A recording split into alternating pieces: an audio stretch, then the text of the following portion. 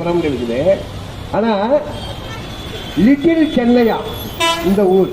அப்ப காஞ்சிபுரம் எங்க போகும்?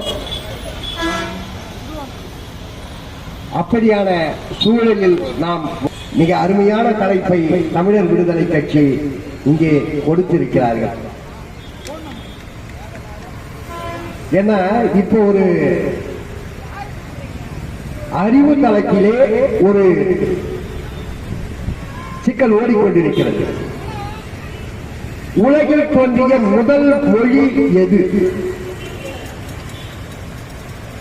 ஒரு பக்கம் பாவாணர் அடியொட்டியவர்கள் மாண்பன் பிறந்தகம் குமரிக்கண்டமே, குமரிக்கண்டத்தில் தோன்றிய மாந்தன் முதலில் பேசிய மொழி தமிழ்தான் என்று சொல்லிக் கொண்டிருக்கிறார்கள்.